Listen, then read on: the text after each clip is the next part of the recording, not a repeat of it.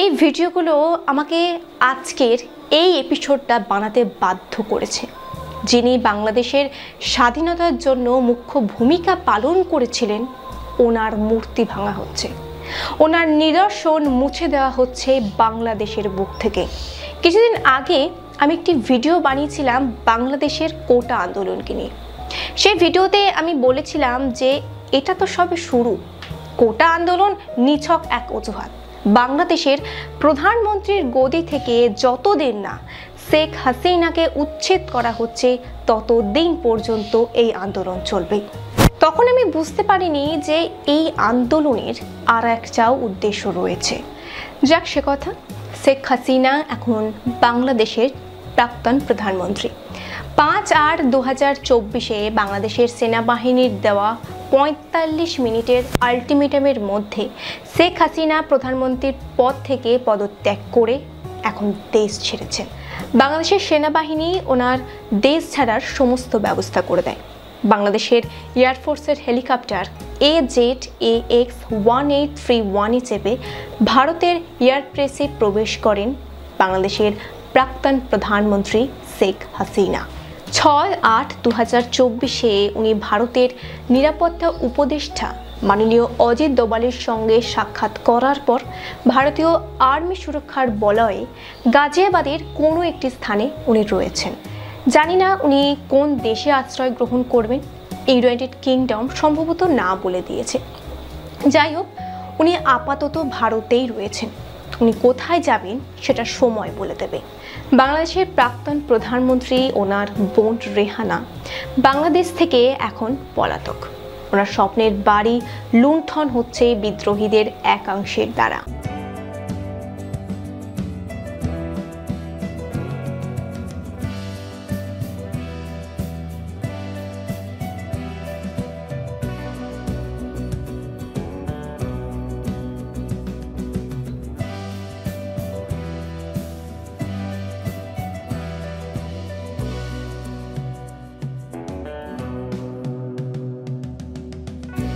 বাংলাদেশ যে এত ভিখারি ও লুণ্ঠনকারীদের বাসস্থান আমার জানা ছিল না। এই ভিডিওগুলো দেখে আমি একটা জিনিস উপলব্ধি করলাম যে বাংলাদেশে শিক্ষার হাল কতটা নিম্নমুখী। হয়তো অতিরিক্ত ভারত প্রেমী কাল হলো শেখ হাসিনার জোর।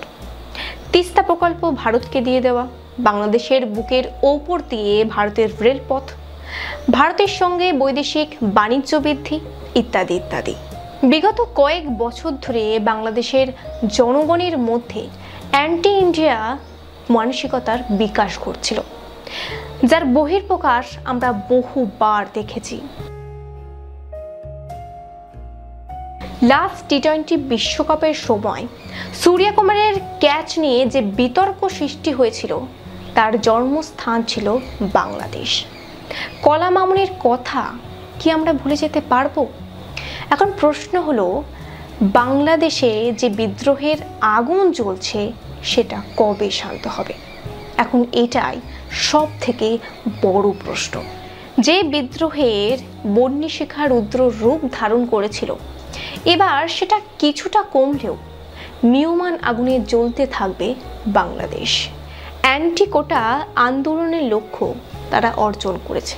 বাংলাদেশের ডিক্টেটর রূপী শেখ হাসিনার সরকারের পতন ঘটেছে, কিন্তু এখনও অনেক কিছু দেখার বাকি আছে। ভারত যাদের মামার বাড়ি, বাংলা ছাড়ো তাড়াতাড়ি, এই স্লোগানটা কি শুধুই বাংলাদেশের প্রাক্তন প্রধানমন্ত্রীর জন্য ছিল? কাদের জন্য ছিল এই স্লোগান সেটা এখন জলের মতন স্পষ্ট।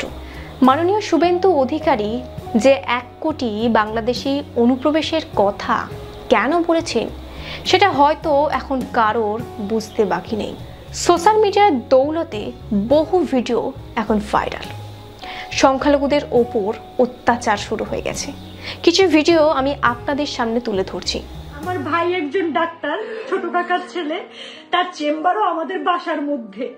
এই চেম্বারের মধ্যে ঢুকে আমাদের পুরো ভাইরা চুইরা কিচ্ছু রাখে নাই। আমার কাকাকে খুঁজতেছিল, আমার ভাইকে খুঁজতেছিল, মানে এরা কোথায়। আমার মা বাইরে ছিল, আমার মা শুধু নিরুপায় হয়ে দাঁড়ায় দেখতেছে যে ঘরে ফ্যান বলেন, খাবার জলের জগ বলেন, একটা একটা গ্লাস বলেন, কিচ্ছু রাখে নাই, পিটাই ভাঙে ফেলাইছে। বাবা যতটুকু পারছে ছবি তুলছে এবং বাবারে মারছে, বাবার গায়ে হাত দিছে। আর আমার ছোট কাকা তো বলাই আছে, আমার ছোট কাকাকে ওরা খুঁজতেছে। মানে আমরা কতটা নিরুপায় আজকের এই ছাত্রদের।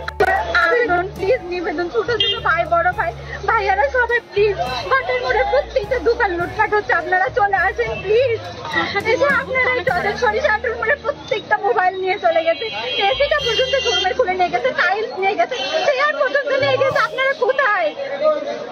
এটার জন্য কি আমরা এই স্বাধীনতা করলাম? ভগবান, এটা এরকম করতেছে কেন? এটা ইচ্ছে করে আরো লাগাচ্ছে এখন।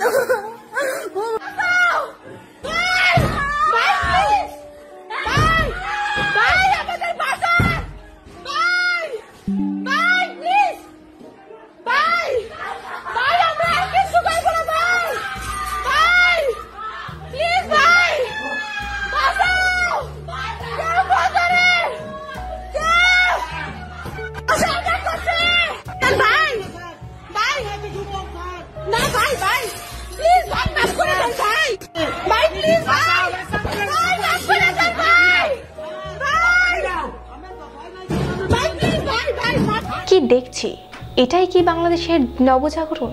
এটাই কি স্বাধীনতা?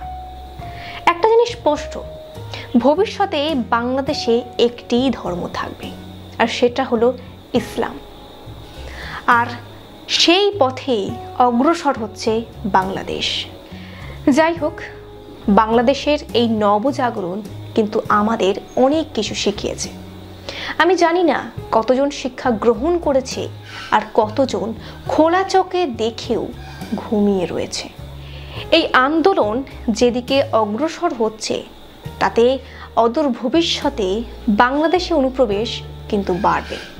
কতটা প্রস্তুত আছে আমাদের ভারত সরকার? আমরা কি চিনতে পারবো কারা অসহায় অনুপ্রবেশকারী আর কারা ভারতের বুকে অরাজকতার দূত হয়ে প্রবেশ করছে? আজও আমাদের বাংলার ৭২টা পোস্টে বিএসএফ নেই। কেন নেই সেই নিয়ে অন্য কোনো এপিসোডে আলোচনা করব। উন্মুক্ত এই জায়গাগুলি বাংলাদেশ থেকে ভারতে আসা অবৈধ অনুপ্রবেশকারীদের জন্য একদম উপযুক্ত। কেউ দেখার নেই, কাঁটাতারহীন এই জায়গাগুলি কিন্তু আমাদের জন্য চিন্তার বিষয়। আরও একটা প্রশ্ন, বর্তমানে ভারতের যা পরিস্থিতি, দ্রব্যমূল্য আকাশ ছোঁয়া, বেকারত্বের সমস্যায় জর্জরিত গোটা ভারতবর্ষ। এমন অবস্থায় যদি বাংলাদেশের অসহায় অনুপ্রবেশকারীরা ভারতে আশ্রয় গ্রহণ করে, তাহলে আমাদের ভারতবর্ষ কিভাবে চাপ নিতে পারবে? এই বলি আজকের এই এপিসোড এখানে শেষ করছি। ভালো থাকবেন, সুস্থ থাকবেন।